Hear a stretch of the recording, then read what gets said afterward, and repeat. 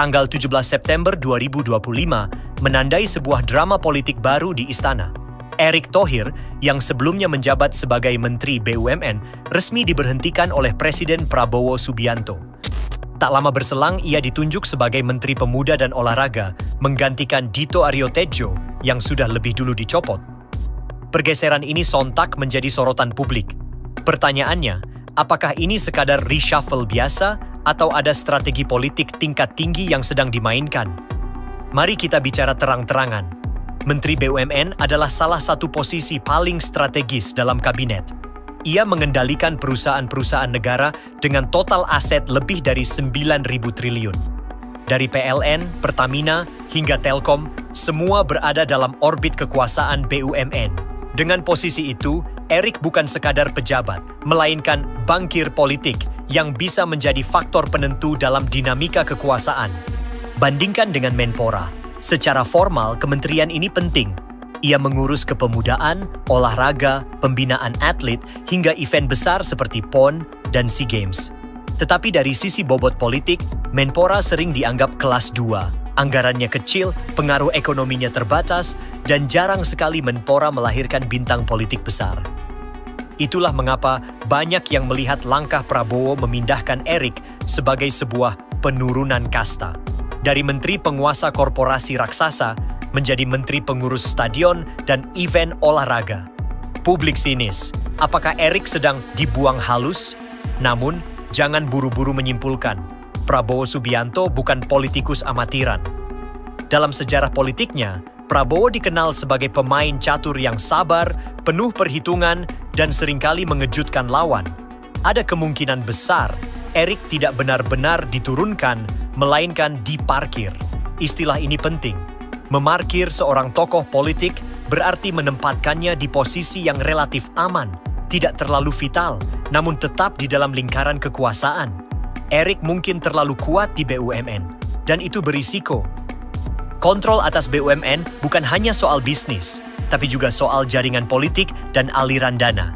Dengan memindahkan Erick, Prabowo bisa membuka jalan bagi figur lain yang lebih patuh untuk menguasai BUMN. Di sisi lain, menempatkan Erick di Menpora bisa punya dua fungsi. Meredam ambisinya sekaligus memanfaatkan popularitasnya. Jangan salah, walau dianggap kementerian kelas 2, Menpora punya satu kekuatan besar, akses ke generasi muda. Dalam dunia politik, anak muda adalah masa mengambang yang sangat menentukan arah pemilu. Bayangkan skenario ini. Erick Thohir memimpin program kepemudaan nasional, menggelar event olahraga besar-besaran, menunggangi euforia sepak bola Indonesia, dan mengklaim dirinya sebagai Bapa Olahraga Baru. Dengan dukungan media dan citra bersihnya, Erick bisa kembali membangun basis politik yang luas. Ia mungkin kehilangan BUMN, tapi ia mendapatkan jalan baru, menjadi ikon generasi muda dan olahraga. Bukankah Prabowo sendiri naik ke puncak politik dengan memanfaatkan retorika nasionalisme dan kedekatan dengan rakyat muda?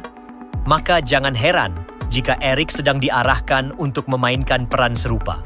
Reaksi publik di media sosial jelas menunjukkan kekecewaan sekaligus kejenuhan. Namun, sinisme publik seringkali tidak paralel dengan kenyataan politik. Kita masih ingat bagaimana banyak keputusan reshuffle sebelumnya juga disambut dengan ejekan, tapi toh tetap berjalan mulus. Di Indonesia, kursi menteri bukanlah soal kapabilitas, melainkan soal loyalitas dan posisi tawar dalam catur politik. Hal lain yang tidak kalah penting adalah siapa yang akan menggantikan Erick di Kementerian BUMN. Posisi ini bukan kursi sembarangan. Dengan jaringan bisnis raksasa, BUMN adalah ATM politik yang bisa menentukan peta kekuasaan hingga Pilpres 2029.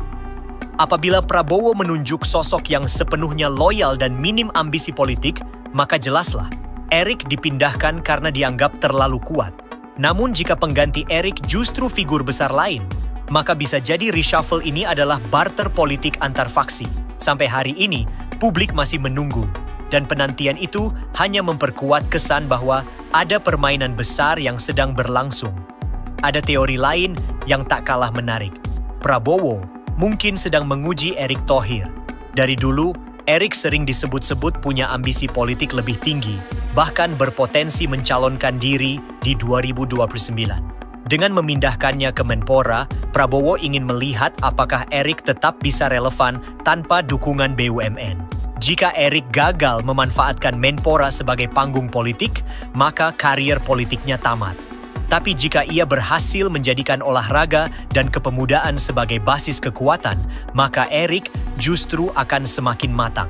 Ini semacam ujian, dan Prabowo tahu betul, hanya orang yang bisa bertahan dalam tekanan yang layak dipertimbangkan sebagai pewaris. Pada akhirnya, pergeseran Erick Thohir dari Menteri BUMN ke Menpora adalah drama yang lebih besar dari sekadar reshuffle. Ini adalah bagian dari catur politik yang sedang dimainkan Prabowo Subianto. Apakah ini langkah licik untuk melemahkan Erik, atau justru strategi panjang untuk menyiapkannya di jalur lain? Hanya waktu yang bisa menjawab. Yang jelas, publik kembali disuguhi realitas pahit. Jabatan menteri di Republik ini bukanlah amanah rakyat, melainkan kartu dalam permainan kekuasaan. Erik boleh saja tersenyum di depan kamera, tetapi sejarah mencatat, ia baru saja turun kasta di mata publik.